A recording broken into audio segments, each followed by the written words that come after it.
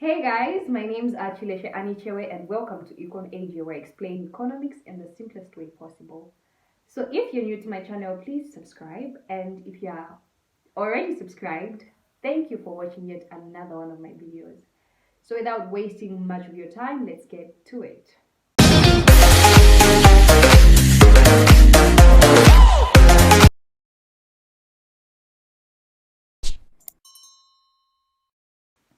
So I'm sure you've seen from the description that in this video we're going to be looking at some basic terminologies in labor economics. So it's really interesting.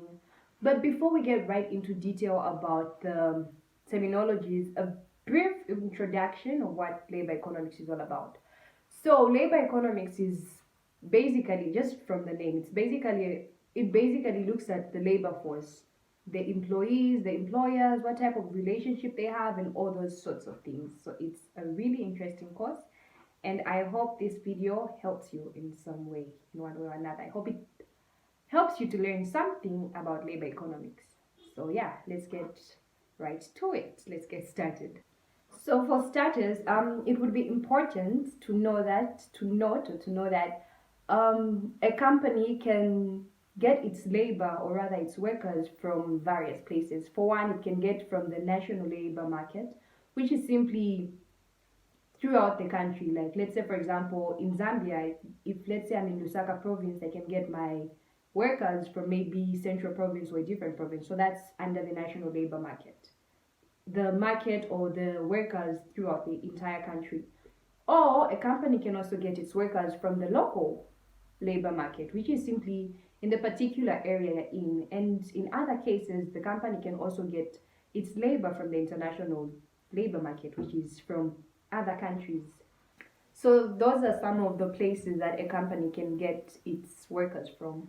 And then also it's important to know that there are two types. I don't know if I would classify them as types, but you can either have the internal labor market or the external labor market. So yeah, there are two types of labor markets.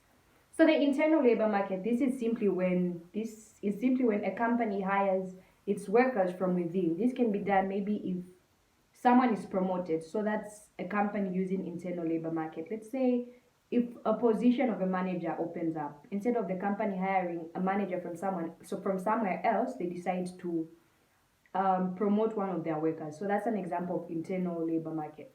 And then when a company decides to hire workers from outside the organization, that's called external labor markets. So some companies mostly use external labor markets for entry-level jobs, while for the internal labor markets, like I said, they can use it to promote to higher positions.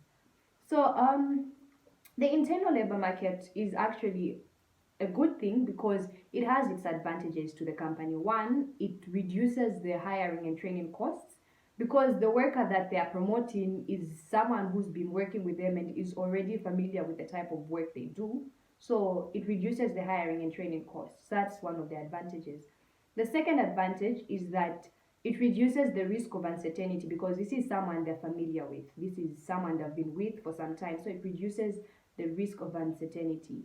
And then the third advantage is that it motivates the workers to work harder. It boosts the worker or the employee morale. So those are some of the advantages of using the internal labor market. Moving on, there are also two categories of the labor market. You can either have the primary labor market or the secondary labor market. So the primary labor market, this is simply a market that has some of the characteristics of a primary labor market is that the skill set in this market are high. So there's high skill set, the wages are also high, and there are stable relationships in this market, the primary labor market.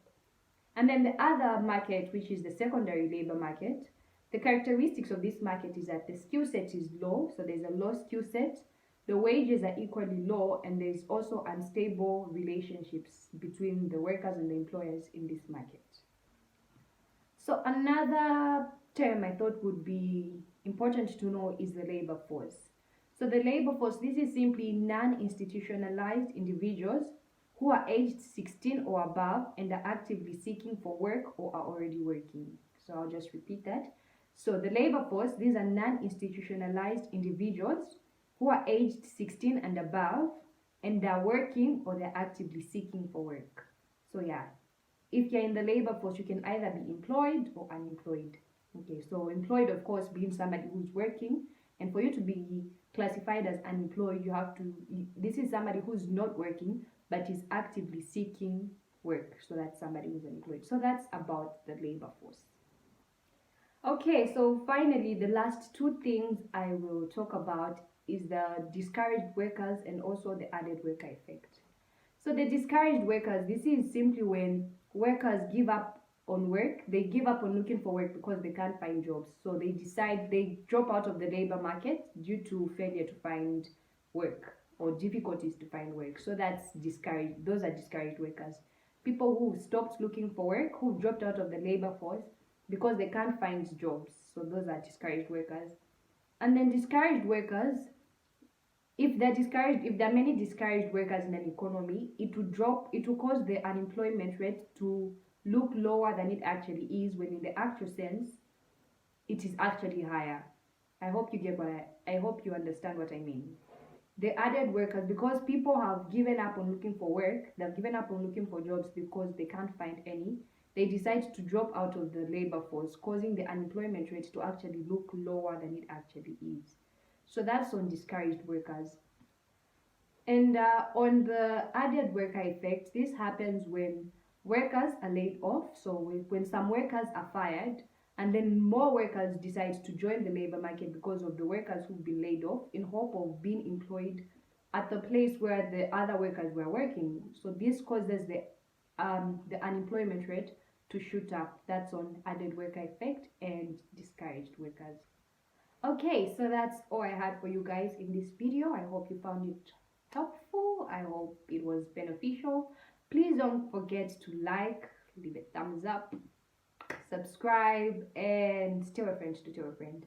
Thank you for watching, and till next time. Bye bye.